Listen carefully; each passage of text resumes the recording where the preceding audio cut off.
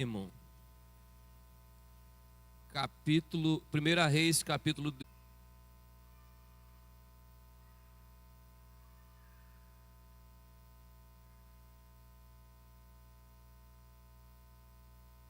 1 Reis, capítulo 17, versículo 1.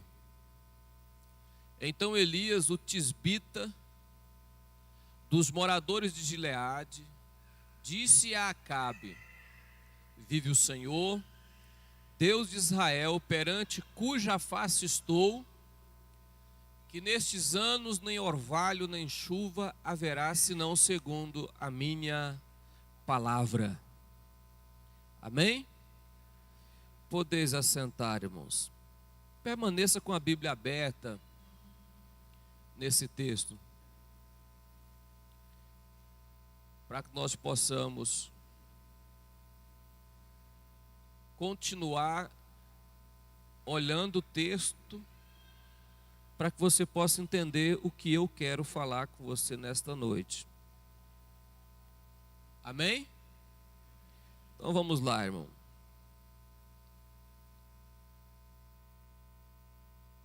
Quando Elias se apresenta diante de Acabe, ele não disse que Deus havia falado que não iria chover. Ele disse que ele estava falando que não haveria nem chuva e nem orvalho. Nem chuva e nem orvalho. Amém? E ele fala alguma coisa que... Ele fala uma frase que eu acho que todo crente, todo obreiro deve pensar nessa história. Olha, vive o Senhor Deus de Israel, perante cuja face estou. É muito simples a pessoa querer ter autoridade. Só que a autoridade, ela não vem porque eu quero ter. Ela vem porque alguém maior do que eu me dá essa autoridade. Se o maior não der autoridade para o menor, a autoridade usurpada, ela não existe. Ela é falsa, irmão. A autoridade, ela tem que vir de cima para baixo. Perante a face cujo eu estou. Ele não disse que Deus ia parar a chuva. Vive o Senhor Deus de Israel, perante a cuja face estou. Nestes anos nem orvalho nem chuva haverá, segundo a minha autoridade na palavra, igual muitas pessoas falam, cuidado, a sua palavra tem autoridade. É furado, irmão. Essa conversa é furada. Aquele livro que você, há muitos anos atrás, alguém comprou, a sua palavra tem poder. Valdir Milhom também falou muito sobre isso. Isso é furada, isso é mentira. A palavra só tem autoridade diante da face de quem estou. Para que a minha palavra tenha autoridade, ela tem que vir de Deus para mim. Para que você tenha autoridade, a palavra tem que vir de Deus para você. Perante a face cujo eu estou. Pense nisso. Amém, irmão? Amém, irmão? Pense nisso. Eu gostaria de ter autoridade. Eu tenho que estar diante da face dele. Mas hoje não é isso que eu quero falar com você. É só dando uma introdução aqui. O assunto é outro assunto. Eu quero que você preste atenção. Elias se apresenta diante de Acabe e diz: só não vai chover segundo a minha palavra. Fecha o céu, orvalho não haverá, não haverá chuva, não vai, enquanto eu não voltar, não vai chover. E o que Elias fez isso? Elias falou: não chova mais. Amém? Choveu? Choveu, irmão? A palavra foi de Deus ou do homem? Do homem que estava diante da face de Deus. Versículo 2, meu filho, você está aí tentando fazer uma imagem aí, mas versículo 2. Depois veio a ele a palavra do... Depois que ele falou, Deus foi e falou com ele. Deus não havia falado com ele. Aí Deus falou com ele assim, versículo 3: vai-te daqui, vira para a terra do Oriente, esconde junto ao ribeiro de Querite, que está diante do Jordão. Olha para mim, irmão. Elias fala uma palavra, aí Deus fala com ele e diz: olha, já que você mandou fechar o céu, perfeito, vou fechá-lo, mas você vai ter que viver hoje. Porque não vai ter como eu ficar chovendo só em cima de você. Então você vai para outra terra, se esconde na beira do rio. E Elias foi. Elias foi. Versículo 4: há de ser que beberás do ribeiro, e eu tenho ordenado aos corvos que ali te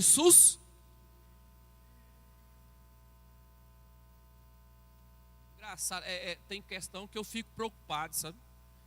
O pastor falou isso lá no simpósio.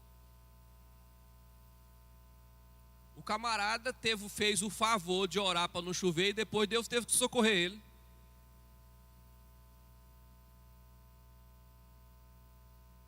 Ele que inventou de pedir a Deus para não chover, e Deus falou assim: não, agora eu tenho que agir, porque vou ter que agir em favor de Elias, porque foi ele que pediu para não chover. Se fosse meu amigo, eu falava: eu morro de fome, né? Eu não mandei você pedir para não chover. Ele foi para o Querite e Deus ordenou que os corvos... Há pessoas que falam que corvo e urubu é diferente mesmo. Tem gente que faz uma diferença, porque um só come carne que não está podre, o outro só come carne. Eu não sei, para mim tudo é urubu, né? Deus falou assim: eu vou ordenar os urubu que sustenta você lá. Pode ir que eu vou ordenar. E ele foi, ficou na beira do Querite, rio. Querite quer dizer um riozinho de água. O que aconteceu, irmão? Durante um tempo, os corvos levaram para ele pão e carne de manhã e à noite. E água ele bebia no ribeiro. Levava pão e carne, água ele bebia no ribeiro. O que aconteceu com o ribeiro? Por que o ribeiro secou? Quem pediu para não chover? Quando você orar, irmão, você tem que saber o que está orando aí. Tem gente que dobra o joelho e vai orando sem ter sabedoria. Vai clamando aí: ah, Deus, faz isso, faz. Deus resolve fazer, mas você não fica isento do que você está orando, não. Antigamente tinha, hoje graças a Deus não tem essa mentalidade mais, né? Antigamente tinha muito esse negócio. Vou falar aqui, alguém pode interpretar depois. Antigamente o pregador falava: irmão, Deus vai quebrar a perna do seu filho para trazê-lo para a igreja. Mas quebrar a perna do meu filho eu vou sofrer também, irmão. É eu que vou ter que arcar com tudo aí. Isso não vai dar certo, né? Deus vai quebrar a perna do seu filho, vai quebrar a cara dele para ele voltar para a igreja. Mas quebrar a cara dele, a minha também vai junto aí. Quem lembra disso aqui, irmão? apesar que, graças a Deus, a gente fala muita coisa, mas Deus não ouve muito o que a gente fala, que é para poder não... Então, quando a gente ora, a gente tem que ter discernimento na oração. Porque terá umas certas consequências nas nossas orações que ela se torna as nossas consequências. Se torna as nossas consequências. O escritor aqui, ele faz o favor de especificar no versículo 7. É o versículo 7 aí, meu filho. Ele diz assim, olha: sucedeu que passados os dias o ribeiro secou. Por quê? Por quê? Era a mesma coisa que ele estivesse dizendo, porque Elias orou.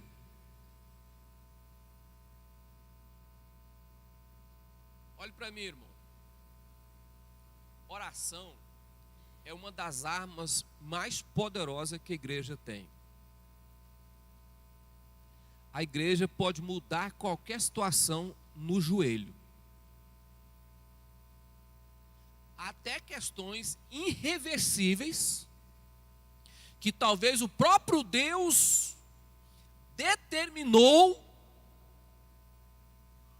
Se a igreja dobrar o joelho e começar a clamar, as coisas mudam. Mas traz sobre a igreja uma coisa chamada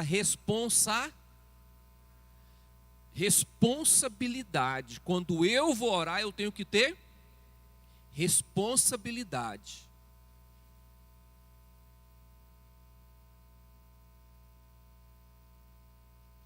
Eu falei disso na reunião, não falei?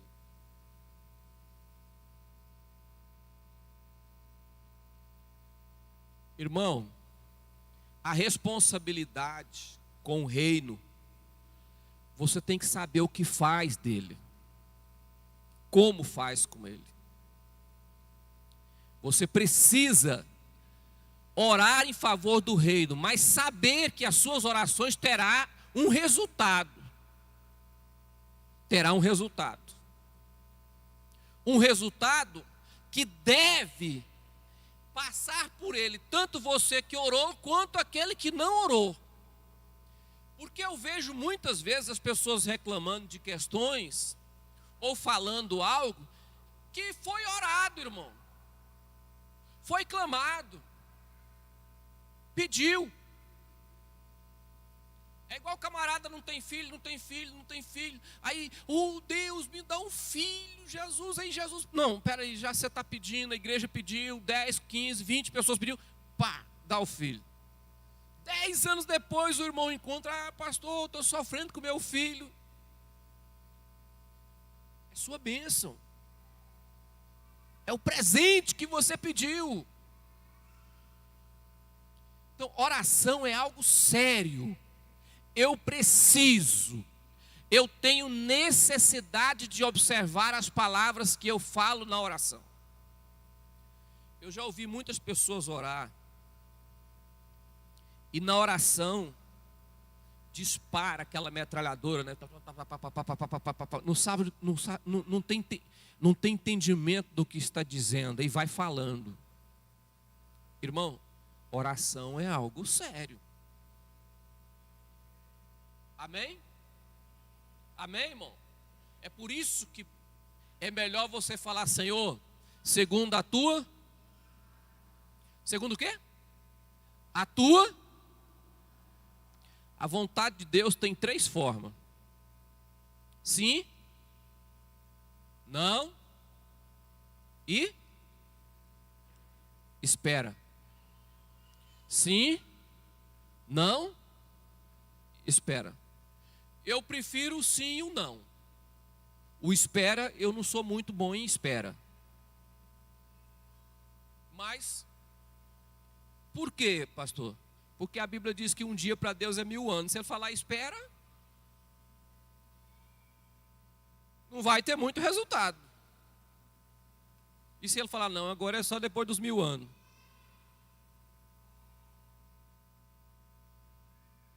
A vontade de Deus é imperativa e diretiva. Existe vontade de Deus permissiva e diretiva. Existe vontade de Deus que é determinante. É assim, é isso. Existe a vontade de Deus que Ele diz: você quer? Quero. Então, não é a minha vontade, mas a sua vontade eu permito. É permissão, não é direção. Quando eu dobro os meus joelhos, eu trago uma responsabilidade. Por quê? Porque eu aceitei a Jesus como Senhor. E ao aceitar Jesus como Senhor na minha vida, eu abri uma porta que é chamada Cristo, que me levou diante do altar. E diante do altar de Deus, existe aqui uma autoridade para pedir no nome de Jesus. E quando eu peço no nome de Jesus, vai acontecer alguma coisa. Porque Deus está ouvindo a oração, irmão. Deus está ouvindo. E quando Deus ouve a oração, Ele responde. Foi a questão de Elias. Não haverá chuva na terra e nem orvalho. Ele podia ter deixado pelo menos orvalho, né? Não, nem orvalho. Pronto. Mas ele também participou. Secou o rio. Quando secou o rio, os corvos também, ó. Secou o rio, os corvos, ó. Nem pão e nem carne. O rio secou, então Elias cai fora. Por quê? Uai, não vai chover, por que você vai ficar esperando o rio voltar a água? Olha para mim, irmão. Você já viu aquele crente que não, foi Deus que me mandou para cá. O rio secou, o corvo não traz a carne, não traz mais pão, e ele está lá grudado e dizendo: não, mas Deus, foi Deus. E Deus está falando assim: meu filho, se o rio já secou, caça outro rumo, que aí não tem mais. Caça jeito. Ele foi para onde? Para fora da terra de Israel. A Bíblia diz que ele foi enviado, ele foi para a casa de uma mulher. O nome da mulher era uma viúva. Era uma? Por que não mandou para a casa de um rico, irmão? Vai para tal lugar, Elias. Chegou lá na casa da viúva, a viúva também já estava comendo o último pedaço, fazendo o último bolo, para ela e o neto comer e morrer. Ela e o filho comer e morrer. Esperar a morte. Elias chega e fala para ela, a senhora faz um pedaço de bolo e traz para mim. Ela diz: o que eu tenho, só dá um para mim e meu filho. Eu só vou pegar as madeiras aqui para queimar e fazer o bolo, comer e esperar a morte. Ele diz: faz primeiro para mim, e depois não faltará azeite e nem farinha na panela.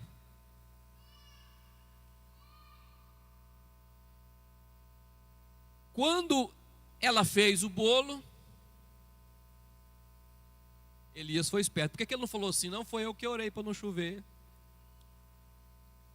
Ele não quis falar não, né? Ficou caladinho, porque a viúva estava esperando a morte. Mandou se ele chegar lá e falar: não está chovendo porque eu que orei para não chover. Foi eu que fiz essa oração lá para não chover, e por isso a senhora está quase morrendo aí de fome. Olha para mim, irmão. Consequência daquilo que eu peço a Deus. Responsabilidade. E parece que Deus levou Elias. Olha, é tão importante isso. Parece que Deus levou Elias a assumir as consequências daquilo que ele tinha pedido. Olha para mim, irmão. Que Deus poderia ter levado Elias para qualquer outro lugar, mas Deus falou: não, você vai para a casa da viúva, porque ela vai morrer, porque você orou para não chover e ela não tem alimento, então você vai ter que ir para lá, para que eu possa abençoar ela, para que ela possa cuidar de você. Foi você que orou, então você vai. E realmente Deus cuidou da viúva. o filho dela veio a falecer, ela acusou o profeta.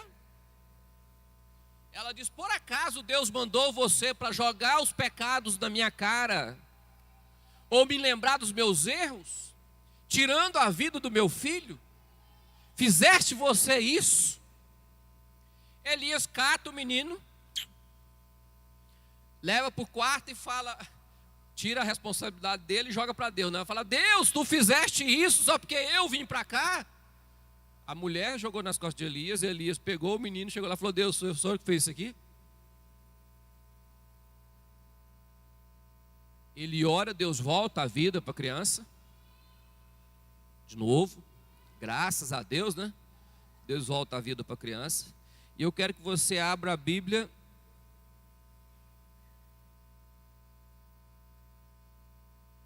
no capítulo 18 aí, né?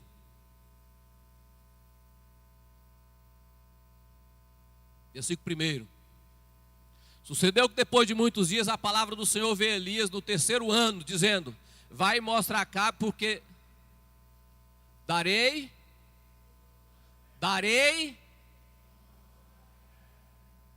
Quem vai fazer chover?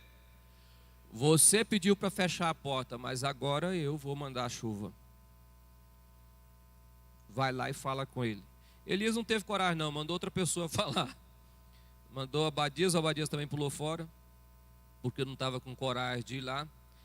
Elias mata os 450 profetas de Assera e 400 profetas de Baal. Você já conhece essa história, versículo capítulo 19. Capítulo 19, 1. Acabe fez saber a Jezabel tudo quanto Elias havia feito, como totalmente matar a todos os profetas à espada. Então Jezabel mandou um mensageiro a Elias, dizendo: assim me faça os deuses outro tanto, se de certo amanhã a estas horas não puser a tua vida como um deles. Então Elias se levantou e fez o quê? Elias fez o quê? Escapou. Tem gente que fala que Elias matou os profetas e fugiu de uma mulher. O pastor Abner Ferreira falou uma coisa muito sábia. Ele disse assim: irmão, uma mulher não, uma rainha. Uma mulher não, uma rainha que tinha um exército todo por sua conta. Uma mulher não, a comandante de um país. Não era uma mulher qualquer que assim, ele não correu de uma mulher, ele correu de um exército. Ele fugiu do exército, porque ele sabia que ele iria morrer. Ele poderia ter ficado, né, irmão, falando: Deus vai me livrar. Por que ele correu, irmão? Não foi você que pediu para não chover? Foi. Então, meu amiguinho, ó, foi você que fez o que você fez. Deus só vai agir quando a força aqui acabe, irmão. Tem muita gente esperando que Deus faça tudo. Eu falando: não, vou fazer o que for, o que você vai ter que fazer, você tem que fazer. O que é para você fazer, você vai ter que fazer. E tem gente que espera. Eu já vi muito isso na igreja. O camarada não estuda e quer ser diretor de empresa. Nunca aprendeu a dirigir e quer ser motorista de carreta. E fica orando a Deus: Deus, abre uma porta para mim, onde eu possa ganhar mais. Deus fala: peraí, eu não posso estudar por você, faz alguma coisa que eu vou te abençoar. Mas Elias correu, irmão. A Bíblia diz que ele parou debaixo de um pé de zimbro e fez o quê? Pediu para morrer. Aqui todo psicólogo diz que ele estava com depressão. Eu não vou dizer depressão, mas todo mundo um dia tem vontade de morrer, irmão. Isso é normal. Um dia você se encontra em determinada situação da vida que você fala: Senhor, a morte é melhor. Por mais forte, firme, grande ou pequeno que seja, um dia você vai encontrar numa situação que você fala: Senhor, me mata. Isso acontece com todo ser humano que é crente. Um dia ele se depara numa determinada situação que para ele parece que a melhor coisa é a... Olhe para mim, irmão. Quando não dá mais para você, aí Deus entra na história. Não dá mais, Deus entra. Presta atenção. Na primeira etapa de Elias, Deus chama os urubus e fala, sustenta ele. Por que Deus não mandou os anjos? Poderia ter mandado anjo, porque Deus poderia fazer isso. Mas Deus convocou, foi os corvos. Deus chamou, foi os corvos. Diz, olha, sustenta Elias lá na beira do Querite. Aqui, Elias falou assim, ó, acabou. Aí Deus chamou o anjo e falou assim, agora vai ajudar ele. Porque agora acabou. A Bíblia diz que os anjos vieram, acordou Elias e tinha uma botija de água e pão tostado, quentinho. Ele comeu e dormiu de novo. Passou um tempo, o anjo de novo, água e pão. Em uma determinada situação, Deus não envia nenhum anjo, não faz nenhum milagre. Só os corvos mesmo lá, que já é um grande milagre, né? Que os corvos deveriam ter comido a carne, mas levava para Elias. Na outra situação, Deus envia. Olha para mim, irmãos. Há momentos que Deus vai usar as coisas naturais para nos abençoar. E há momentos que Deus vai usar as coisas sobrenaturais para nos ajudar. Tudo depende do momento e da hora que Deus quer fazer. Então, não fique aguardando o sobrenatural, que pode vir de uma maneira natural. É a pessoa que está enferma e diz, não, Deus vai me curar para mim não passar na mão do médico. E Deus está dizendo, não, você vai ser operado. Você vai ser operado. Não, você vai ser operado. Depois que você ser operado, você vai... Vou te abençoar, mas você vai passar a cirurgia. Amém, irmão? Tem momentos que é preciso sobrenatural, mas tem momentos que não precisa, que Deus resolve com meios naturais, fáceis de ser feito. E Elias passou por essa situação. Quando Elias chegou no extremo da sua vida, Deus falou, agora envia o anjo lá, porque agora não... O anjo traz consolo, então envia o anjo lá.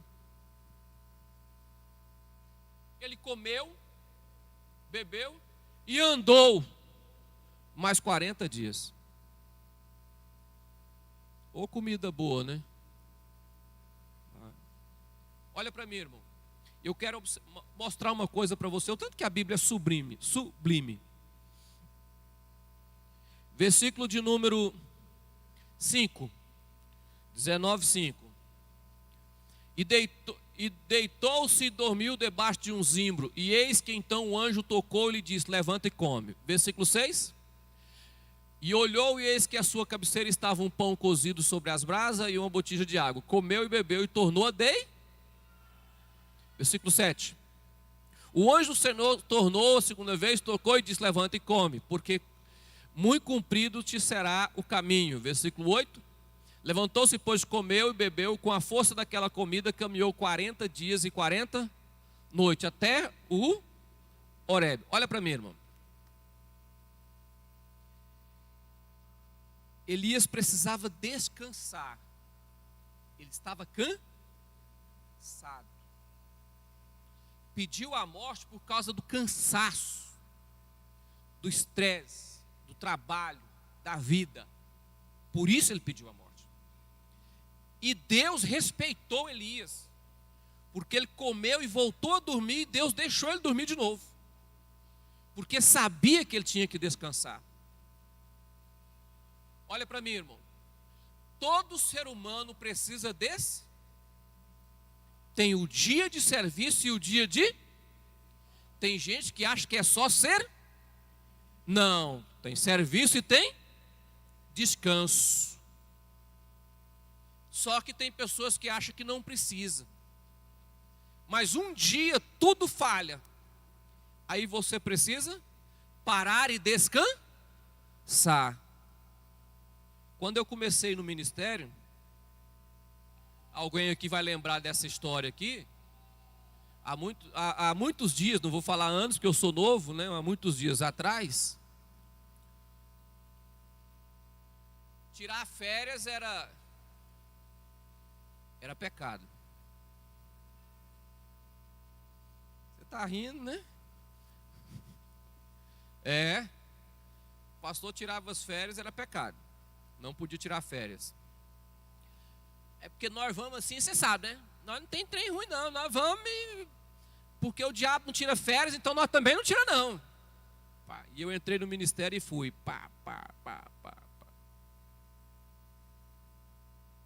Quando o Tiago nasceu, 7 dias do nascimento do Tiago Felipe, eu adoeci. Deitei perfeitinho, irmão. Deitei para dormir e falei, não, hoje é uma noite suave, o Tiago vai deixar nós dormir, então, meia-noite acordei doente. Acordei doente, vomitando, e nada no estômago, e vomitando, não podia abrir o olho, ficar com o olho fechado, e eu não sabia o que era, pensei, pronto, mulher nova, o filho acabou de nascer e eu vou morrer. E vai, e aí deu de manhã, meu pai vai lá na casa que eu estava, pegou o carro e me levou para o hospital, chegou no hospital, o médico pegou eu assim, eu me lembro direitinho, irmão. Eu estava sentado na cama assim, na maca lá, sentado, ele pegou eu assim, pegou minha cabeça, fez assim. Falei, pronto, morreu. Ele soltou, falou, ficou bom? Eu falei, não, bom, ficou bom. 3 minutinhos, ficou bom. Ele falou, já sei o que é. É tal de vertigem, né? Na realidade é a mesma coisa que vocês falam aqui, esqueci o nome. Labirintite. Só que a minha foi de uma vez, atacou de uma vez, subiu, infeccionou o labirinto. E aí, ele falou assim, olha, só tem uma solução. O quê? Dormir. Descansar. Você tem que descansar. 40 dias descansando, irmão. 40 dias bebendo um remédio lá e dormindo. Dormir de dia e de noite, de dia e de noite, de dia e de noite, de dia e de noite, de dia e de noite. Eu falei, agora acabou, já era ruim, pobre, acabado, agora só sabe dormir. Agora é que a sogra vai falar da gente mesmo, né? Agora que já era. Irmão, pensa uma história, pastor, dirige igreja, não trabalha, agora doente, sem nada. Eu falei, agora acabou tudo. Sabe o que Deus falou para mim? Agora é hora de você ficar parado. Parado. Eu dormia todo dia depois de 1h da manhã. Porque eu orava depois do culto até 1, 2 horas da manhã e ia dormir. 5 horas eu acordava e começava a orar de novo. Fiquei 45 dias dormindo. Só dormindo. Para colocar as coisas, olha para mim, irmão, para colocar as coisas em dias. Para entender que a máquina é humana, é carne. E se eu quiser ir mais longe, eu tenho que zelar da máquina.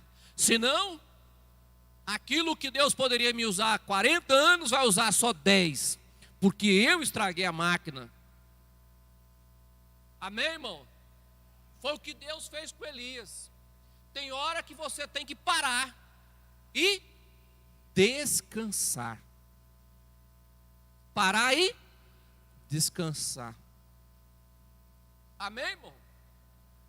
Eu não vou falar sobre depressão, depressão é excesso do passado, ansiedade é excesso do futuro, estresse é excesso do presente. Eu não vou falar sobre isso, mas eu vou dizer uma coisa para você. Aprenda. Deus trabalha com você, você é humano. Deus tem as suas formas de trabalhar. Então, quando você for orar, saiba orar. Saiba o que você está pedindo.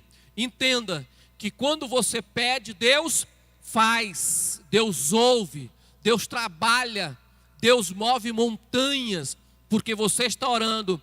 Porque você é bom? Não. Porque Deus fez algo bom na sua vida e na minha vida. Através de Cristo, Ele abriu a porta do céu, deu autoridade e deu condição para chegar diante do trono e pedir. Quando pedimos, Deus faz no nome de Jesus. Tem consequência do pedir? Tem. Só que Deus abençoa. Tem momentos na vida que nós temos que parar para irmos mais longe. O que o anjo falou para ele? A sua jornada é longa. O que o anjo falou para ele? A sua jornada é longa. Presta atenção, irmãos. Muitos pastores e obreiros acabaram a sua vida e o seu ministério com 5, 6, 7, 10 anos. Eu olhei para eles e falei, o meu não. Botei o pé no freio. Calma. Eu quero ir mais. Quero ir mais. Você quer ir mais longe, irmão? Quer ir mais longe? Quer ir mais longe? Aceita a comida que Deus te dá e tenha paciência. Tranquiliza. Deus vai te levar aonde Ele quer levar, em nome de Jesus. Aí ele ungiu um profeta e 2 reis, porque Deus atendeu o pedido dele. Eu não vou falar mais sobre essa questão, mas eu vou falar um último item. Você vai lembrar disso aqui. Ah, Senhor, por que você está trancado aí, Elias? Só sobrou eu de fiel. Ela matou, já acabou os fiéis, só sobrou eu. Ah, é? Só você? Sai daí que vai fazer o que você tem que fazer, porque eu ainda preservei 7.000 homens fiéis. O que Deus falou para ele? Você não está sozinho e nem é o único santo na terra, não. Existem 7.000 homens que foram preservados fiéis na presença do Senhor. Olha para mim, irmão. Você nunca é insubstituível e nunca está sozinho achando que só você é. Não. Deus tem sempre instrumento preparado para nos substituir, para colocar no nosso lugar a hora que Ele quiser fazer isso. Levanta e vai ungir Eliseu no teu lugar. Eliseu foi? Foi. Eliseu correu de alguém, irmão? Elias correu, Eliseu correu? Hã? Se eu sou homem de Deus, desce fogo do céu e queima mais 50, não era assim? Se eu sou homem de Deus, desce fogo do céu, agora queima mais 50.